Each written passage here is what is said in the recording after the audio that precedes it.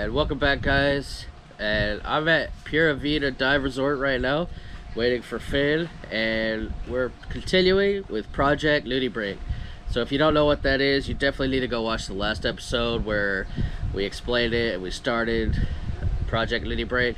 But basically, we're writing a book about nudibranch and sea slugs, flatworms, polybranch, pluralbranch, all that of Negro's Occidental Coast, where we're at now. And we have 150 species, and our goal is 200. So basically, Project Nudibranch is a bucket list of 50 new nudibranch that we haven't filmed before. So that's what we're doing today. We're gonna hop in the boat, go to a new dive site, find some nudies.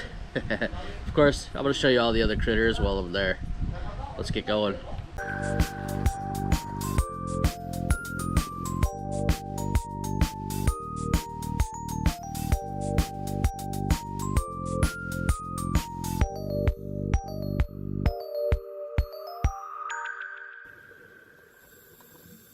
I want to give a huge shout out to Dr. Frogfish.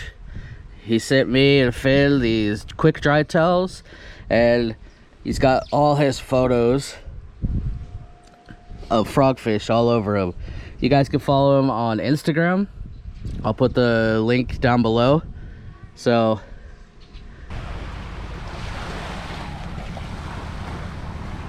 we're on the Jumica boat today.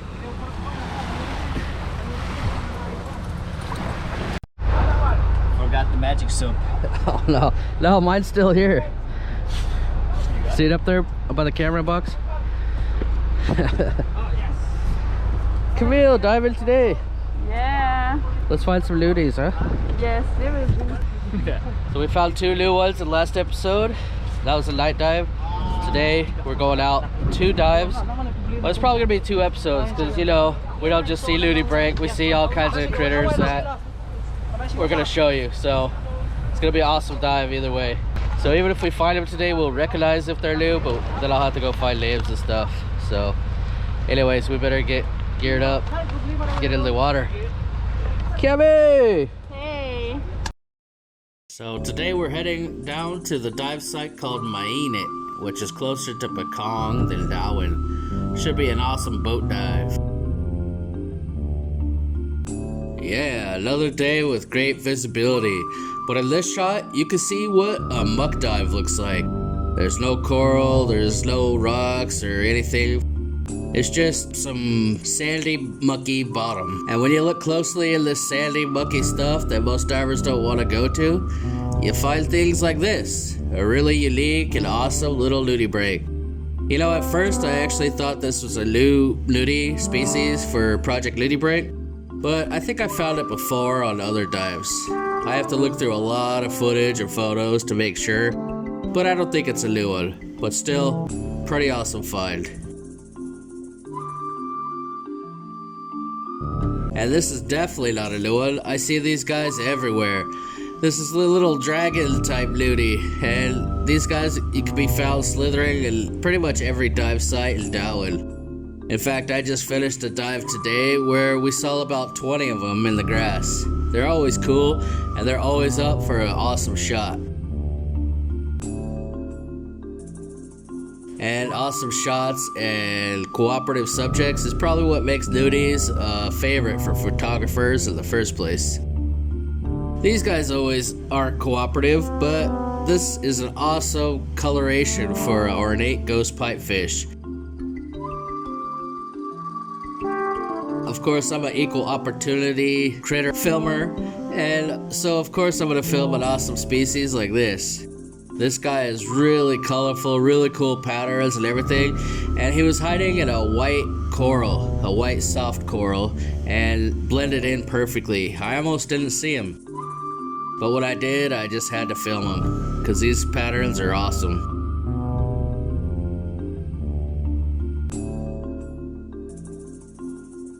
Usually this species can be found in pairs, but I didn't see another one, just this guy. But then again, the other one might have been hiding since I barely found this guy as well.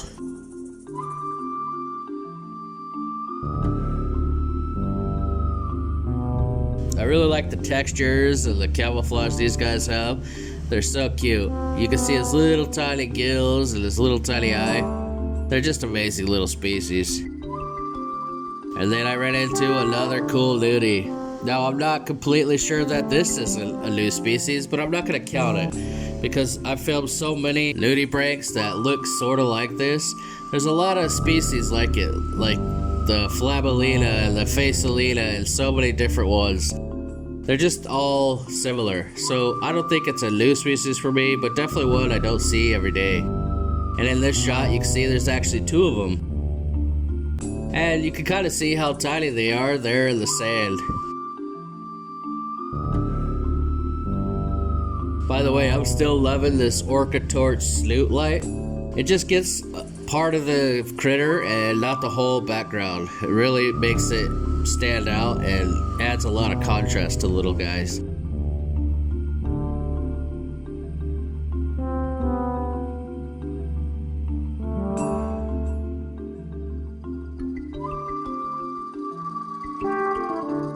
And then I ran into this little dude. This guy is awesome, and I've seen him before, but he looks like a sea slug, like a common sea slug that we see everywhere. But he's got rhinophores and butt feathers, and he looks, well, he's obviously a nudibranch, but he looks like a sea slug. I don't know. Maybe he's a mimic or what, but he's pretty hilarious. It's just hilarious seeing the butt feathers and the rhinophores on a regular sea slug.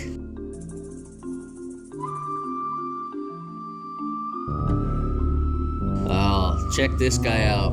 It's a baby batfish and one that everybody tries to find. This is on the bucket list of probably every underwater photographer and videographer. They look completely different when they're babies. You guys have seen me film the grown-ups before, but this is the first time I got to film a juvenile. And you can see why they're a favorite. Their black bodies, strange shape, and then that orange outline make for an awesome shot.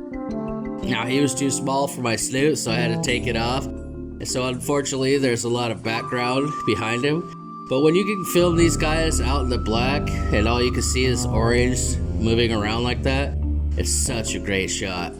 Love this guy, and I'm glad I finally got to film one.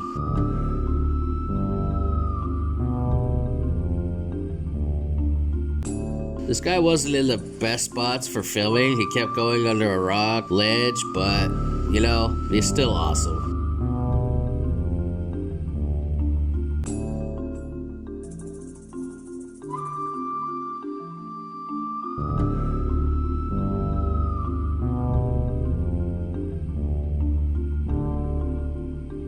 You can't really beat this when it comes to beauty on a fish. This guy certainly isn't gonna beat it. This is a Napoleon snake eel, and you can see them out in the sand just poking their heads out. Who knows how long they are. This one had a pretty big head, so maybe he's like 4 feet long. I don't know, maybe 3 feet long. But this is the reason why I don't swim too close to the bottom when I'm searching for critters. I always have nightmares of him jumping up and grabbing me where I don't want to be grabbed. He's kind of scary, but you know, he always makes for a good little subject for the camera. This one was a weird blue. Usually they're bright yellow with their black and whatever splotches. This guy was a weird blue, so I had to film him.